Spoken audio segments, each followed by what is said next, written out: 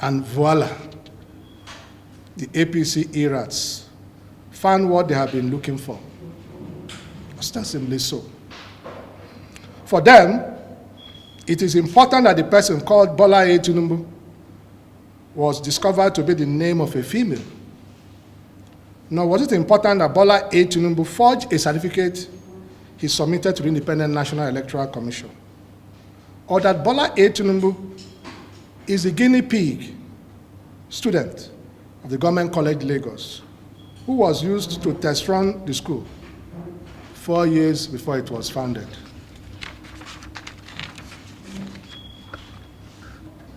All that mattered to them is to pick a hole in Atiku Abubakar's public profile.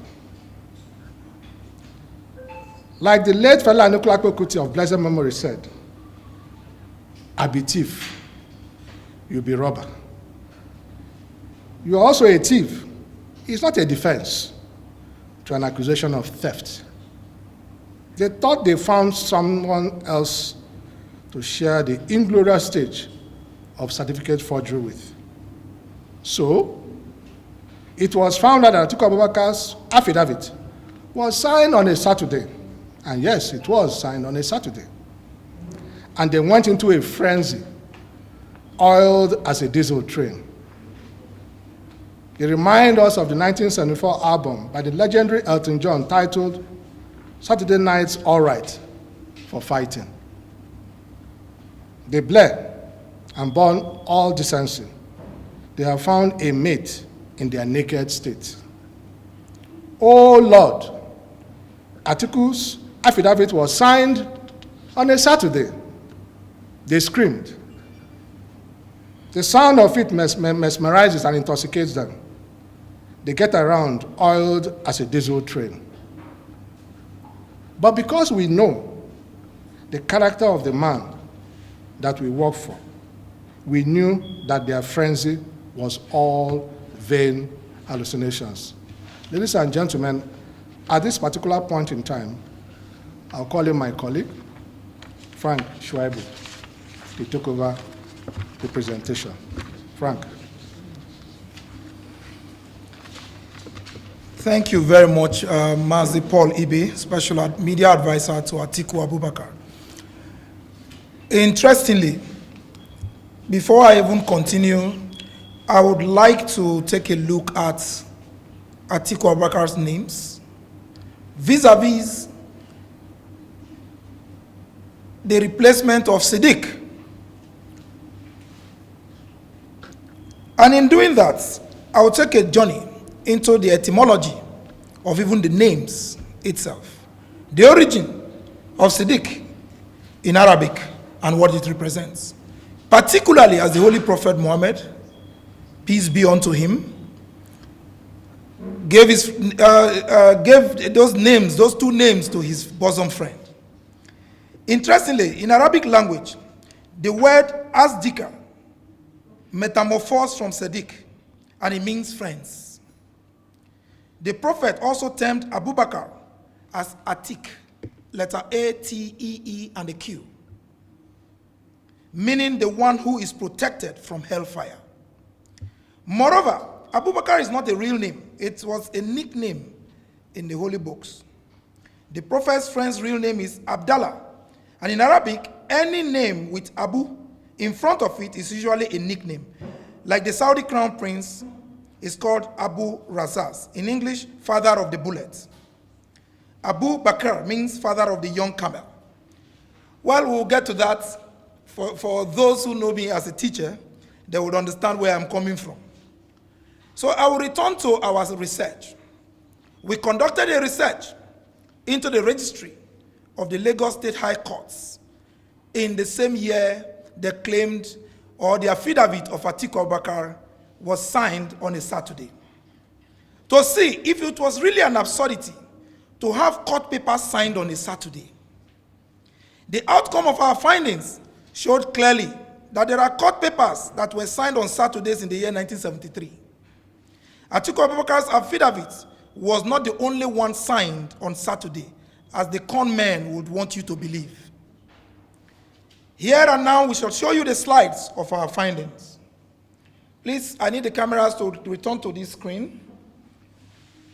What you see here is in the Federal Revenue Court of Nigeria, summons to parties by the registrar to settle record, Order 7, Rule 7, Board of the Internal Revenue in Lagos, dated 12th day of February 1974. From there, I will take you to other documents. This is in the High Court of Lagos. When I mean High Court of Lagos, I'm talking of Tinubu's Lagos. Hearing notice.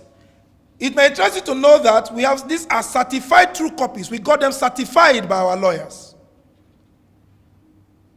In this case, is between T. Adeokin and Nigeria Airways Limited. This is a hearing notice that was issued by the order of the court on the 17th of March, 1973. That's highlighted there. Please, you can run a check. 17th of March, 1973 is a Saturday. My dear colleagues, ladies and gentlemen, and those of us watching from our homes this evening, Sunday evening, these are CTC copies done from the Lagos High Court.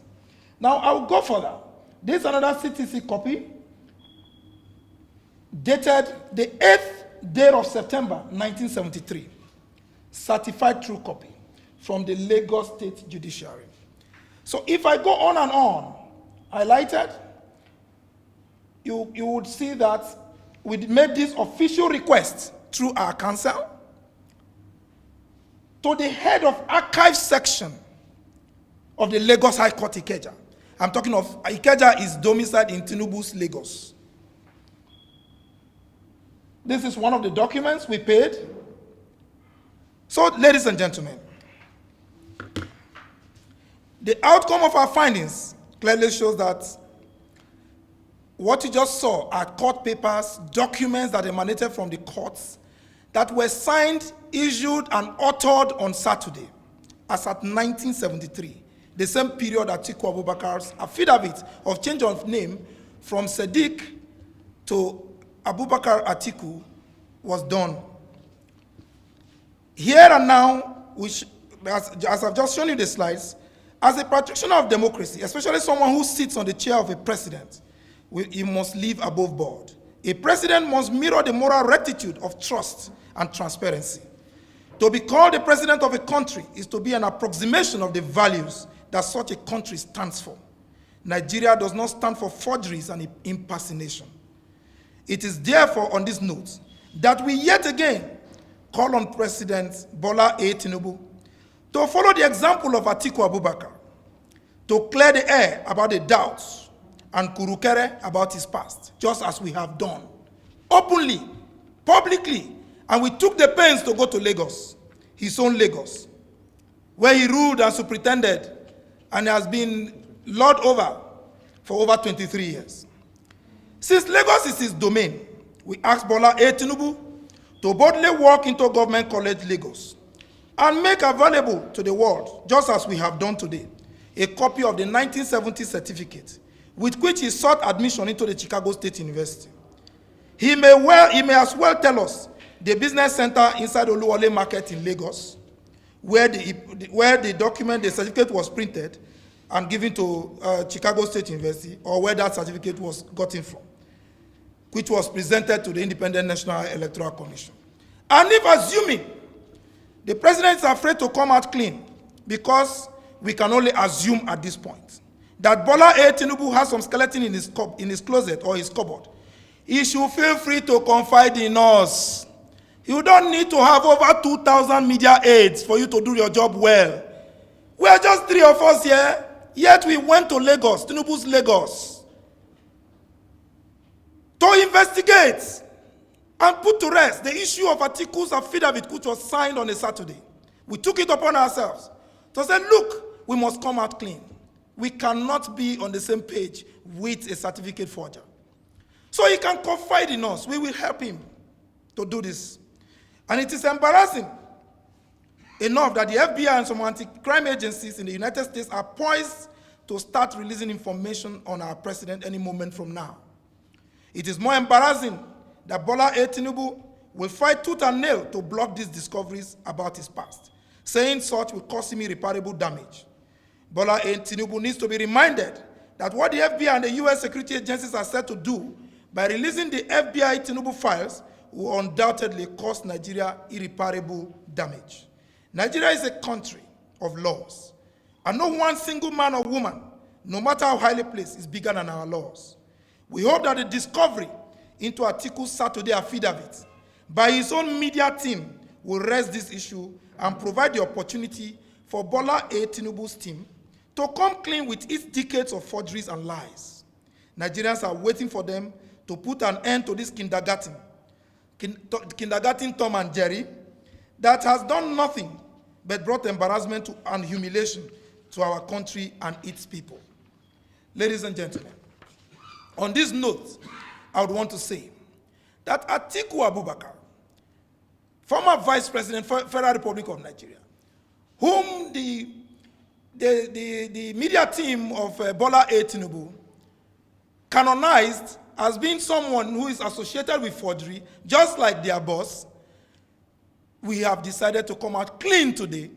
We waited this long to respond to them, to their inaccuracies and reckless vituperations, because we believe in detailed presentations, because we believe Nigerians deserve to know the truth, and the truth will set us all free.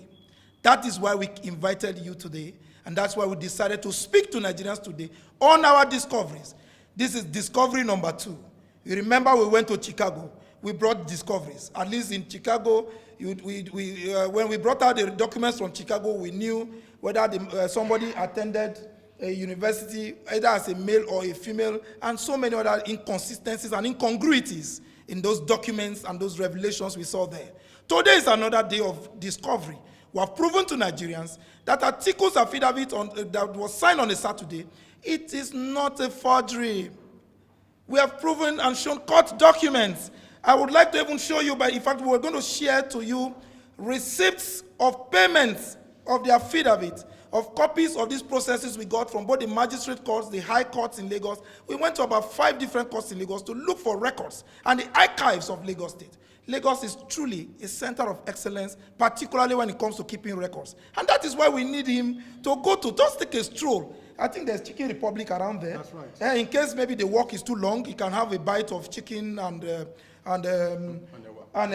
combination or whatever, you understand, with corn or agbado and all of that. And, take a break, rest a little, then he will get for us a copy of that certificate that he was issued in advance from Lagos State, Government College Lagos, even before the school was established. Thank you, ladies and gentlemen, and God bless you. We'll take questions going forward for, I think, 3, 4, 5 questions before we close the press.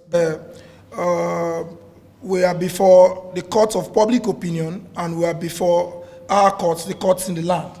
And interestingly, you know that if you're an athlete, I don't know if you have seen an athlete before, if an athlete is accused of doping, and investigations prove that an athlete used performance-enhancing drugs to win a race, what does the Athletics Federation, or Athletics Federation for the Almighty and our esteemed justices to decide? God bless you. Thank you, ladies and gentlemen. Just for historical perspective,